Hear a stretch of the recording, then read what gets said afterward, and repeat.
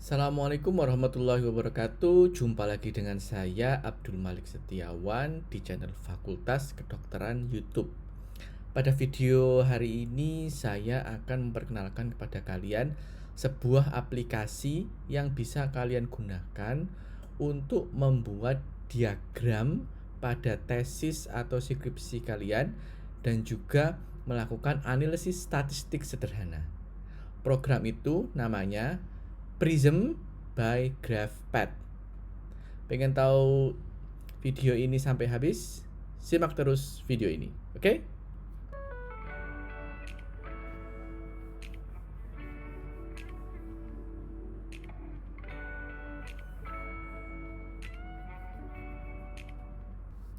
Oke, jadi saya sudah membuka aplikasinya. Namanya GraphPad Prism. Punya saya ini versi 9.5 ya. Kalian bisa cari di Shopee sesuai dengan sistem informasi laptop atau komputer yang kalian gunakan. Kebetulan saya menggunakan laptop macOS ya, dan ini sudah saya update ke macOS terbaru Sequoia dan ini masih bisa jalan, jadi tidak ada masalah. Oke, punya saya ini adalah yang sudah premium ya. Sebenarnya saya tidak berlangganan atau tidak beli langsung, tapi beli lewat Shopee. Oke, kalian bisa download dulu dan menggunakan ini untuk mungkin 1 bulan ya, kalau kalian belum membeli yang premium. Dan ini akan saya tunjukkan bagaimana cara penggunaannya ya. Jadi ini file yang sudah pernah kita gunakan ya, foldernya, dan ini filenya akan seperti ini. Oke. Lalu di bagian sini ada create. Jadi create ini kalau kita mau membuat file baru ya. XY ini berarti kita mau buat grafik aksis X dan aksis Y gitu aja. Seperti misalnya tren kenaikan, tren penurunan dan sebagainya. Kalau column itu berarti ada data ini, data X sama data Y. Ya, artinya misalnya X-nya itu, aksis X-nya yang mendatar itu misalnya usia ya, usia atau bukan usia sih, kelompok ya, kelompok misalnya kelompok kontrol dan kelompok treatment ya. Terus kemudian aksis Y-nya itu yang usia, misalnya seperti itu kolom.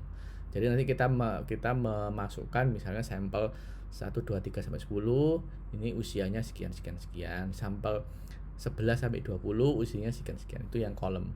Kalau grup berarti ada 2 kelompok ya, ada 2 kelompok tadi yang kelompok misalnya kontrol maupun kelompok treated. Nah, masing-masing kelompok ini memiliki parameter sendiri-sendiri ya, dan seterusnya ya. Kalau untuk mahasiswa S1 mungkin yang paling banyak digunakan ya XY, column sama group ya. Kita coba yang XY dulu, kita klik. Nah, ada muncul gambar ya, contoh ininya, contoh tabelnya dan juga contoh grafiknya seperti apa. Jadi kalian bisa pilih enter or import data into new table, atau kalian bisa pilih start with sample data to follow a tutorial. Jadi kalau kalian pilih ini ya, kalian tinggal masukin datanya aja. Kalau kalian pilih ini, maka dia akan memberikan tutorial dulu ya, tutorial apa saja yang harus kalian pelajari pada fitur XY ini ya. Oke, terus aksis X-nya ini berapa kelompok, aksis Y-nya Y-nya itu berapa kelompok. Jadi misalnya ini number ya, terus yang standar aja lah, yang standar. Kalau ini enter and plot a single Y value for each point. Jadi kita hanya memasukkan satu nilai Y saja. Jadi tidak banyak nilainya. Ya, ibaratnya sudah jadi rata-rata. Kalau enter 6 berarti 6 replicate, nanti dia akan membuat beberapa replicate ya.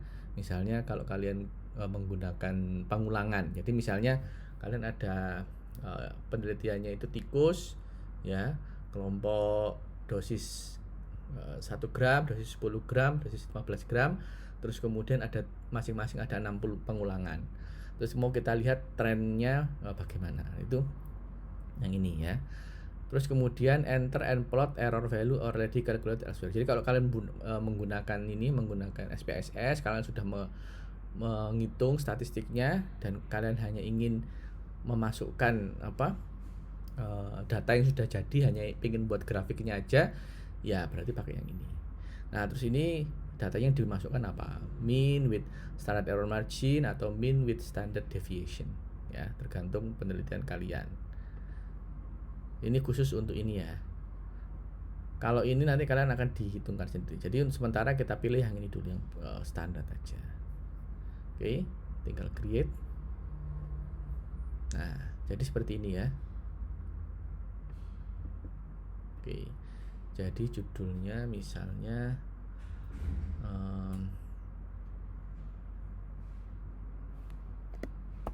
usia ya. Usianya ini misalnya 10. Untuk grup A ini semester ya. Terus misalnya ini sampel ya, sampel 1, sampel 2,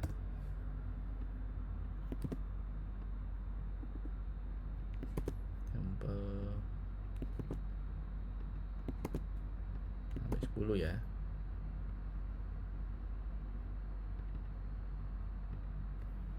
Tiga, 4,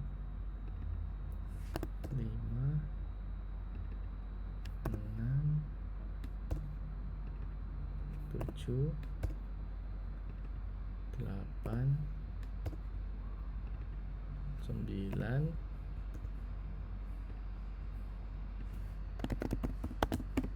10. Oke. Nah, ini kemudian usianya 10, ini 11, ini 9, kita acak aja ya.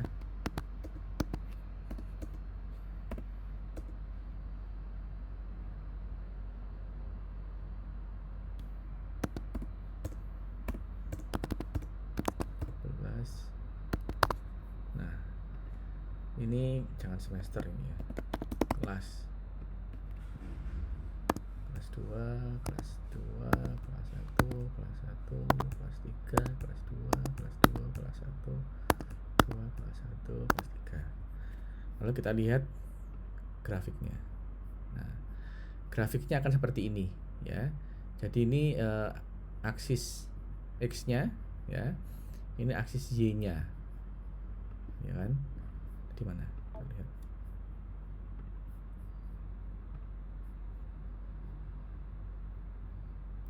Aksis X-nya usia ya, aksis Y-nya kelas. Atau kalian kalau misalnya mau ganti ya terserah ya. Kita ganti X-nya kelas aja.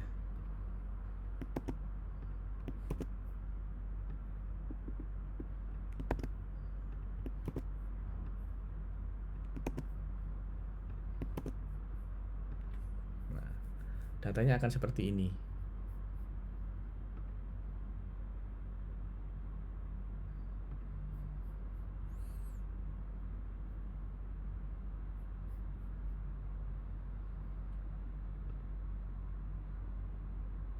Ini jadi gini, kelas, ini usia.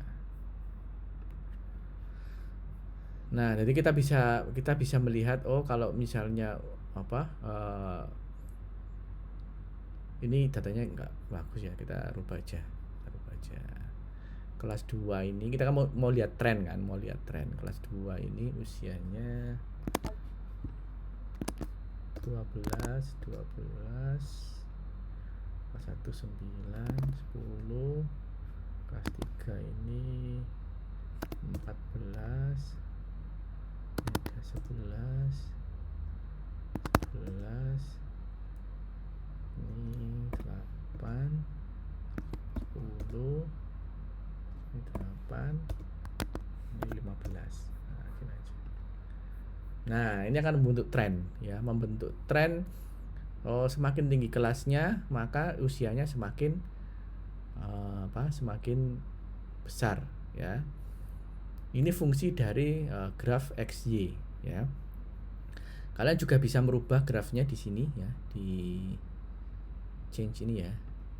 Kalau mau buat pakai garis ya, atau hanya tren ini aja, nah, ini seperti ini plotnya ya.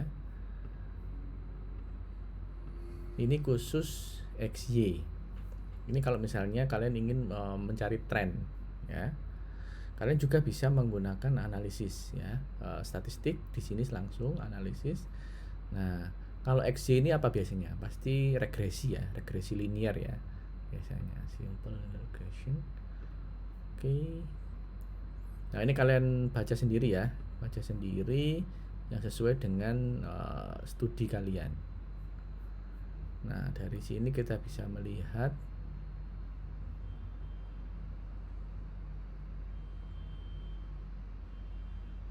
ininya ya, standard errornya dan sebagainya. Oke. Jadi itu untuk grafik XY. Lalu kita bisa membuat grafik yang lain. Nah, ini kita tinggal klik ini ya, new data. Saya mau buat kolom ya. Kolom ini untuk biasanya t-test ya. Jadi kita pilihnya ini enter or import data into new table. Lalu kita pilih yang atas sendiri karena kita mau memasukkan datanya secara manual ya. Create. Nah, ini contoh ya. Jadi grup A misalnya kontrol, grup B misalnya treated ya.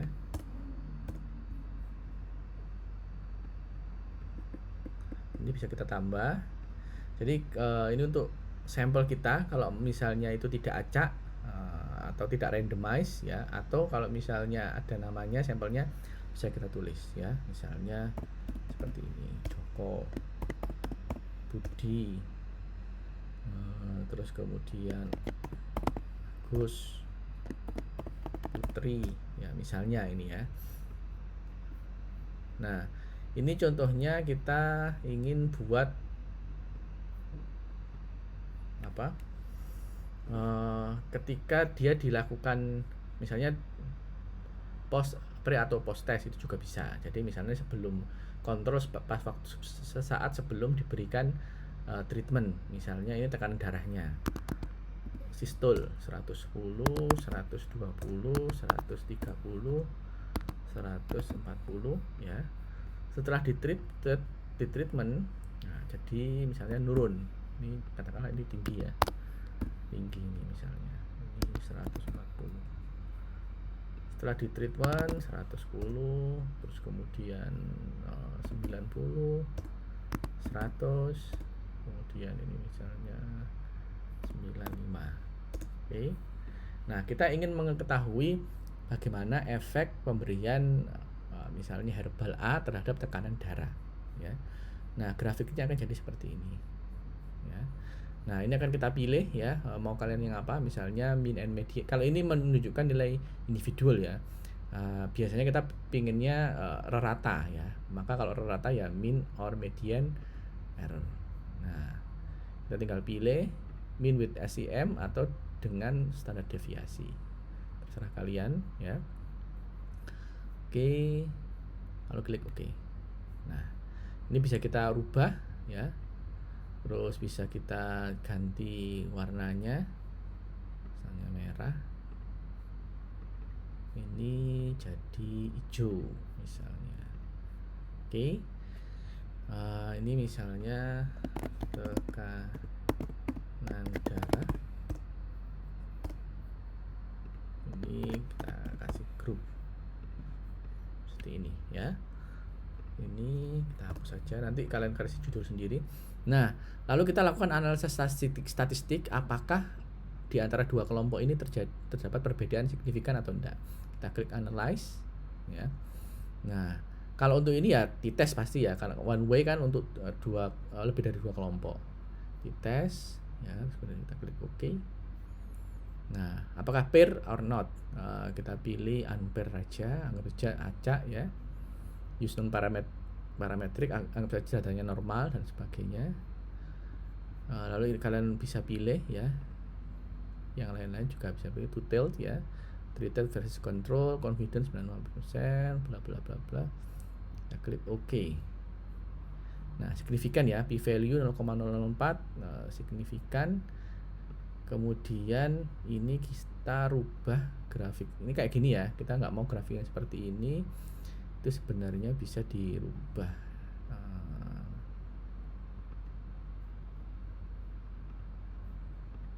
Seperti ini, tapi tidak pakai ini. Sebentar, caranya gimana ya? Oke. Ini karena ini ya, pas waktu analisis datanya ya. Kita analyze ulang. Tes, oke. Change the parameter, tes ulang. Untuk tes ulang, tapi datanya tetap jadi 1 ya. Oke. Nah, ini nggak usah. Estimation plotnya.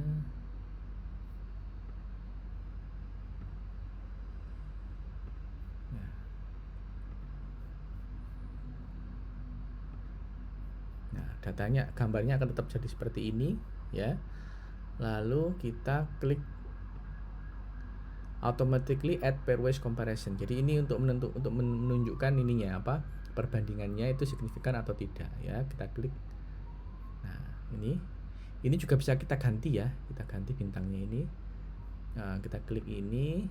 Nah, ini format ya, format pairwise.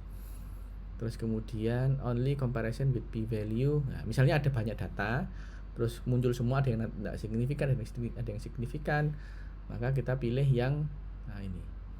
Kita only comparison with p-value. Oke. Kita klik OK. Kita bisa rubah bentuknya. Mana ya? Format pairwise. Nah, ini loh. Yang ini bisa berubah kayak gini. Kita klik OK. Nah, jadi di sini kita bisa membuat sebuah grafik yang bagus ya. Lalu kalau kita mau sebentar, ini wajah saya nggak keluar ya.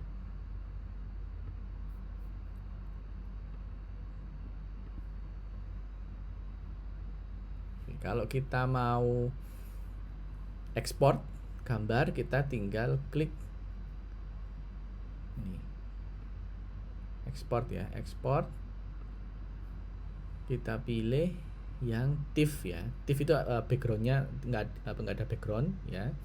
Kalau misalnya JPEG ya ada background warna putih, terserah kalian. Kita pilih TIFF, misalnya di download ini ya, ekspor. Nah, ini datanya tinggal kita copy, lalu kita masukkan ke Word. Kita masukkan ke Word seperti ini ya. Tinggal copy paste biasa. Nah, jadi deh, kalian bisa gunakan ini untuk presentasi maupun di manuskrip.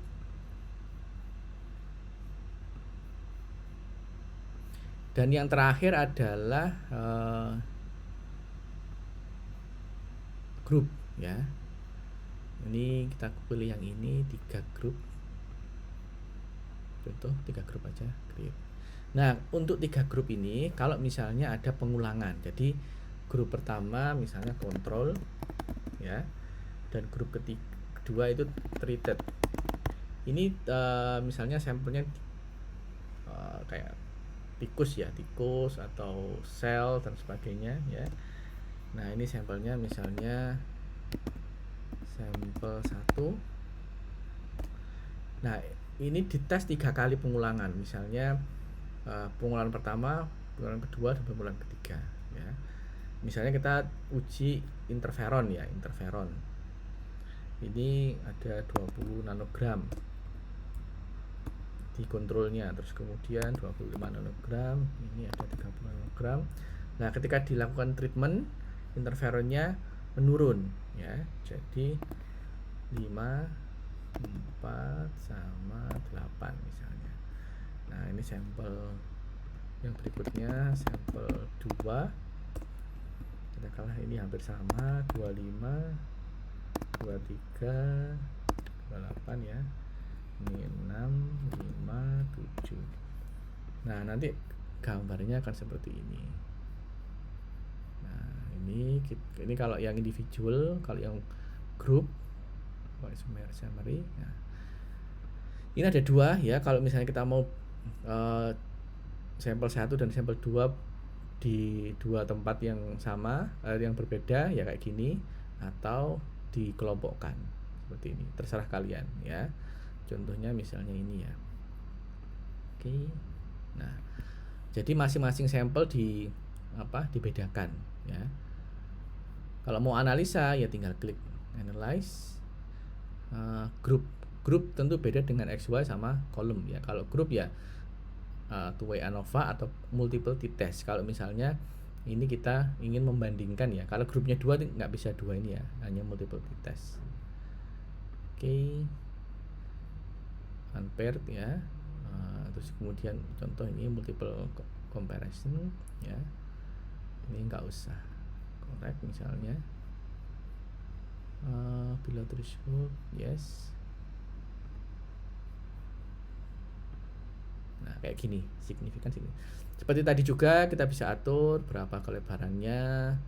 Terus kemudian ini juga bisa kita atur, misalnya nggak mau 40 ya, maunya 50 misalnya. Nah ini 50, ini juga kita tinggal ganti.